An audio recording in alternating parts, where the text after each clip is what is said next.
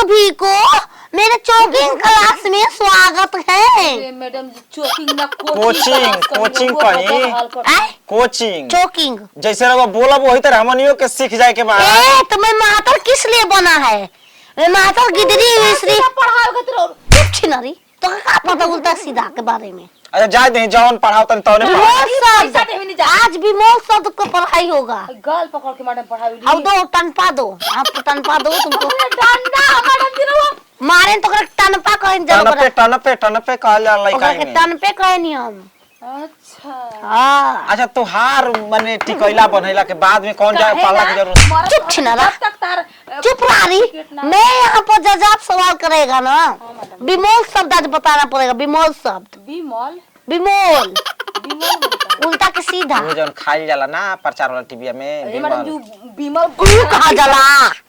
विमोल माने रात के दिन, दिन के रात, उल्टा के सीधा ओके विमल कहल जाला। अच्छा तो कहा जाला। हां छिनारो काय कहता नहीं विमोल बिलम तो हमार बाबा कहना जे लेट से आवेला ओके बिलम कह दिहल जाला। ये तो माइक भपरा खोज छिनार सोपिया ताकत के बार हो रहा रोज पढ़ाई करते हैं।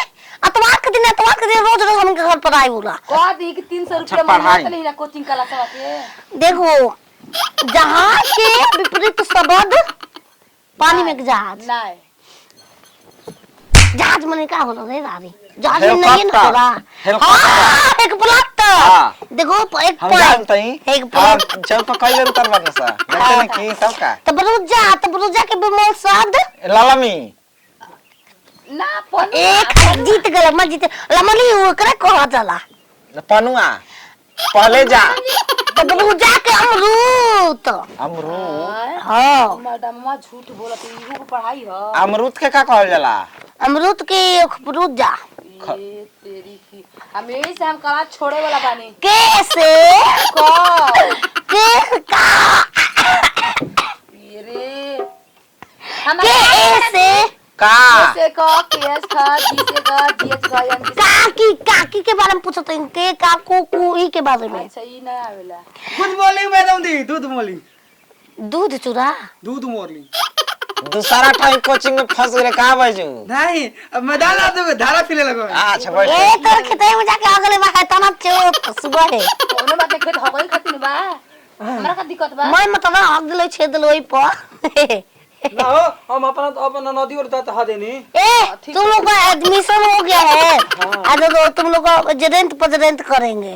मैडम दी देखी आप हल में था मन होले पति पलान आल इन वाले पलान को बीठे पलान बीठ है पढ़ा दी ये सारा वो करा से आगे बढ़ले नहीं खींचा तो आगे पढ़बा का अरे तुम लोगों को हथु करेंगे लालझारी कुमारी यस मैडम जी कोना कहा बल लिखल नहीं खे आपके हाजिरी भरतन तो बेजू बैटरी सजनमा तिलमान कोची तिलमान थिलमन क्या माने बाने जा अच्छा कहां क्यों ना क्लास में लिखल बा कि श्रीमान मने जा होला तिलमान ना बोले नहीं पढ़ाई कोचिंग क्लास करे के कि मारे चुमा लगे मातावा मैट्रिक पास करे के एरे ना तत गइल नहीं नाम बा ठीक भइल तीन दिन पर कटेला डोमरा कुमार गाड़ी को स्टेशन एब्सेंट मैडम एब्सेंट ना कहला मैं एब्सेंट में नहीं ख डोमरा का नाम बा डोमरा कुमार।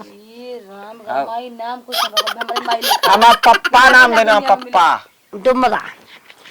ए स्क्वायर बराबर 3 गो यस बराबर क्या होगा? 3 को बराबर हां 4 को यस खेला बेला खेला 3 गो यस बराबर खेला बेला। ओ हां मैडम जी ठीक मैडम जी ढेर तेज बानी हम यक्स कहती का मान जीती या समझनी है मैडम दी हाँ। सवाल बा पुत तो माके हां माना की हां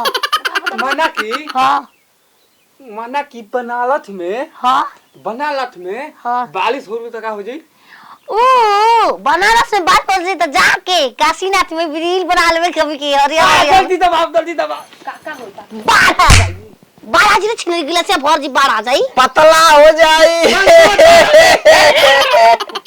के बनारस बनालत में पानी पड़ी तो हो जाई पतला हो जाई मोता गइल बा हाँ। बनारस में पानी पहुंची तो ताजी पंथवा तोर बनारस में पानी याद बता याद कर बनारस में पानी डाला जाएगा तो क्या होगा? पतला हो जाएगा। तो पतला अच्छा। देखो नहीं